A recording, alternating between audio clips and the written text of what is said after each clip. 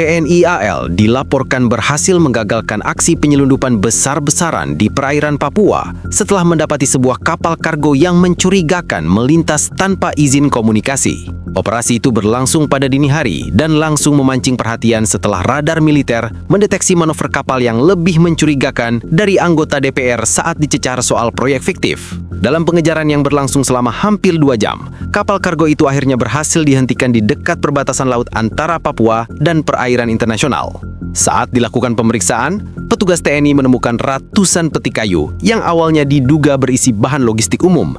Namun hasil pemeriksaan mendalam membuktikan isinya bukan bahan sembako seperti di manifest, melainkan 3.000 pucuk senjata api ilegal lengkap dengan amunisi. Menurut laporan lapangan, senjata-senjata itu diduga kuat akan dikirim kepada kelompok bersenjata KKB di wilayah pegunungan.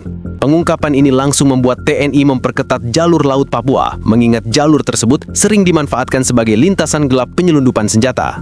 Modus mereka pintar, tapi sayangnya bukan lebih pintar dari petugas, ujar salah satu perwira TNI yang terlibat dalam operasi itu. Kami sudah pantau pergerakan kapal ini sejak sepekan, karena terlalu rajin lewat tapi nggak pernah bayar pajak pelabuhan. Barang bukti yang diamankan bukan main, ribuan senjata laras panjang, beberapa jenis pistol otomatis, serta amunisi berbagai kaliber. Bahkan, ditemukan juga perlengkapan militer lain seperti rompi anti peluru, alat komunikasi, dan peta digital yang menunjukkan rute pengiriman menuju wilayah konflik. Yang paling menarik, dalam pemeriksaan awal, ditemukan dokumen pengiriman dengan bahasa asing dan kode pengirim yang tak lazim. Dugaan sementara, penyelundupan ini melibatkan jaringan lintas negara yang memasok senjata untuk kelompok separatis.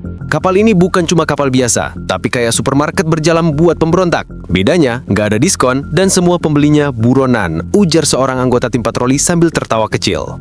Setelah operasi selesai, kapal beserta seluruh awaknya langsung diamankan ke pangkalan TNI terdekat untuk penyelidikan lanjutan. 3 orang awak kapal yang diduga menjadi operator logistik ditahan dan kini menjalani pemeriksaan intensif. Dari hasil interogasi sementara, terungkap bahwa mereka mendapatkan bayaran besar untuk setiap pengiriman berhasil, namun gagal total kali ini. Kalau mereka mau perang, ya silahkan, tapi jangan pakai barang impor, lokal pun banyak yang nganggur. Sindir seorang prajurit TNI yang ikut dalam operasi tersebut.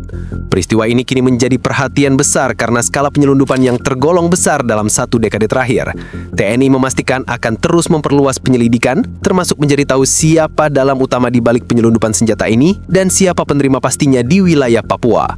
Kalau niatnya bikin rusuh, ya salah alamat. Laut Papua bukan tempat main-main. Yang lewat sini cuma ikan, kapal nelayan, dan sekarang 1 kapal gagal jadi legenda.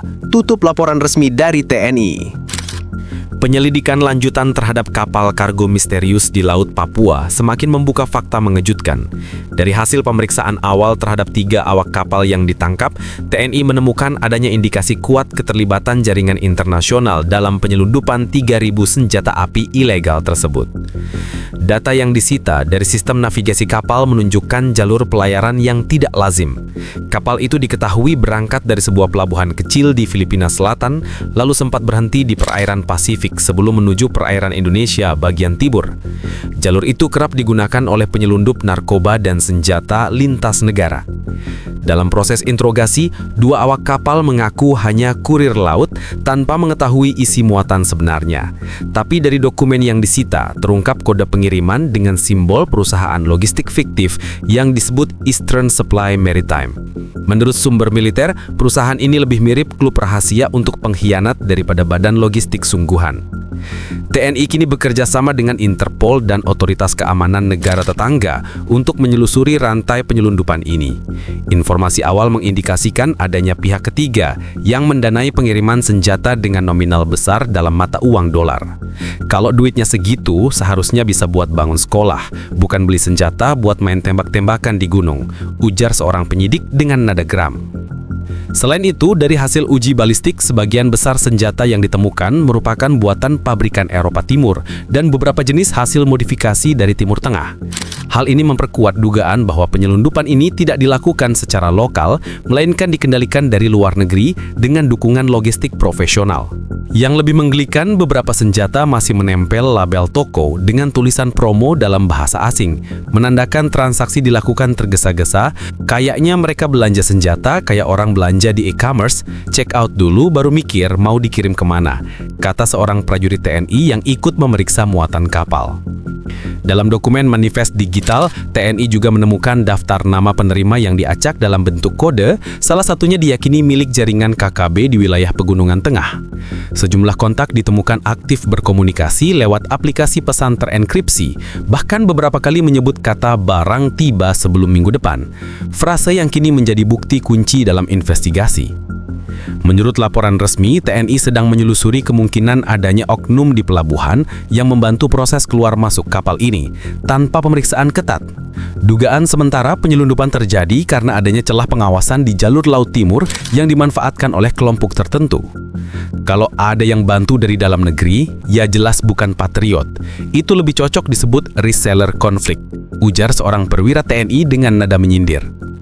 Kini, kasus ini telah masuk ke tahap koordinasi lintas lembaga. Kemhan, BIN, dan Bakamla ikut turun tangan memeriksa pola pergerakan kapal lain yang diduga memiliki koneksi dengan jaringan serupa. TNI memastikan, operasi besar-besaran akan terus dilakukan untuk menutup seluruh rute laut penyelundupan ke Papua. Penelusuran intensif TNI terhadap kasus penyelundupan 3.000 senjata ilegal di Laut Papua kini mulai membuahkan hasil signifikan. Berdasarkan hasil interogasi, analisis digital dan data komunikasi yang disita dari kapal kargo, penyidik berhasil mengidentifikasi sejumlah nama yang diduga menjadi pengendali utama jaringan penyelundupan senjata tersebut. Menurut sumber militer, dalang utama jaringan ini diyakini beroperasi dari luar negeri, menggunakan sistem rantai terputus untuk menghindari pelacakan. Setiap lapisan jaringan hanya mengetahui satu kontak di atasnya, sehingga sulit dilacak langsung ke pengendali pusat. Namun, hasil pelacakan sinyal dan dokumen digital mulai memperlihatkan pola yang mengarah ke kelompok penyandang dana dari kawasan Asia Tenggara. Dari hasil penyelidikan, senjata-senjata itu direncanakan dikirim ke beberapa titik di wilayah Pegunungan Papua untuk memperkuat logistik kelompok bersenjata. Setiap rute pengiriman telah dipetakan secara rahasia menggunakan kapal nelayan kecil dan jalur darat yang sulit dijangkau. Panglima TNI menyatakan bahwa operasi penindakan akan terus diperluas untuk memastikan tidak ada celah baru dalam rantai distribusi senjata tersebut. Kami tidak akan berhenti sampai semua pihak yang terlibat, baik pengirim, perantara maupun penerima berhasil ditangkap, tegasnya dalam konferensi pers di Jakarta. Selain itu, TNI juga bekerja sama dengan BIN dan Polri untuk melacak sumber dana yang digunakan dalam pembelian senjata.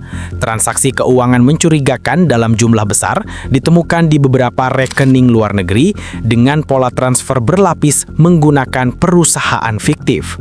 Badan Intelijen kini tengah mengkonfirmasi dugaan adanya jaringan penyelundup lama yang bertransformasi menjadi kelompok baru dengan sistem operasi modern.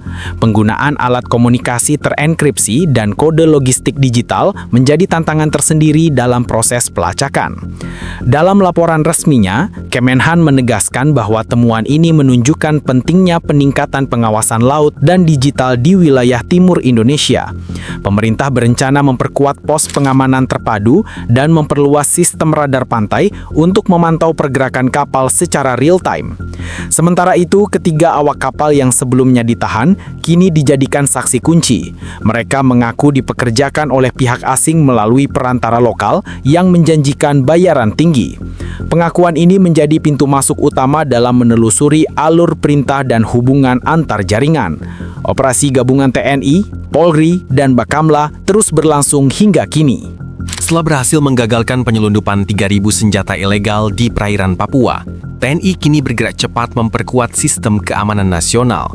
Peristiwa ini menjadi peringatan keras bagi pemerintah untuk memperketat jalur laut, udara, dan darat, terutama di wilayah timur Indonesia, yang rawan menjadi lintasan perdagangan gelap lintas negara. Dalam rapat koordinasi yang digelar di Markas Besar TNI, sejumlah langkah strategis diputuskan. Fokus utama diarahkan pada peningkatan patroli laut secara berlapis di kawasan perbatasan, pemasangan radar pantai berteknologi tinggi, serta integrasi sistem pemantauan satelit dengan pusat komando nasional. Menurut Panglima TNI, operasi ini bukan sekadar penindakan satu kasus, melainkan bagian dari upaya besar menutup seluruh jalur masuk senjata ilegal yang berpotensi mengganggu stabilitas nasional. Kami akan menindak setiap aktivitas penyelundupan tanpa pandang bulu. Laut Indonesia bukan wilayah bebas hukum, tegasnya. Selain memperkuat aspek militer, pemerintah juga mulai memperluas kerjasama diplomatik dengan sejumlah negara tetangga. Tujuannya adalah untuk mempersempit ruang gerak sindikat internasional yang kerap memanfaatkan pelabuhan kecil di kawasan Pasifik sebagai titik transit. Kementerian Luar Negeri dan Kemenhan kini menyusun mekanisme pertukaran data intelijen lintas negara agar setiap pengiriman mencurigakan dapat terdeteksi sejak dini. Sementara itu, Kementerian Keuangan dan PPATK turut dilibatkan dalam memantau pergerakan dana yang berhubungan dengan aktivitas penyelundupan. Dari hasil pelacakan, ditemukan sejumlah transaksi keuangan tidak wajar dengan pola pengiriman lintas batas yang berkaitan dengan pembelian logistik dan bahan peledak.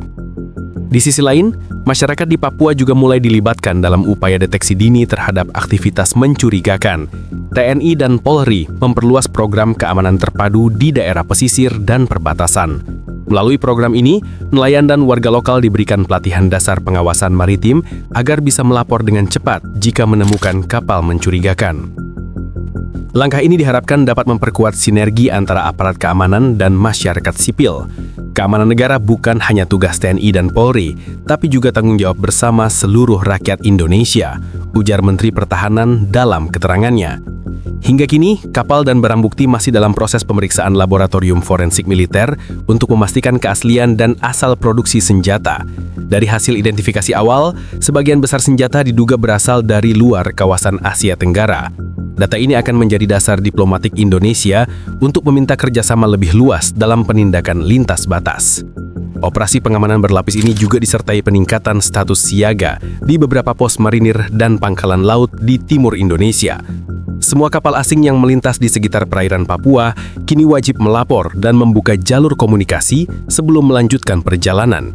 Kasus ini menjadi pengingat bahwa ancaman terhadap kedaulatan negara tidak selalu datang dalam bentuk perang terbuka, tetapi juga lewat jalur ekonomi gelap dan penyelundupan. Pemerintah berkomitmen bahwa kejadian serupa tidak akan terulang.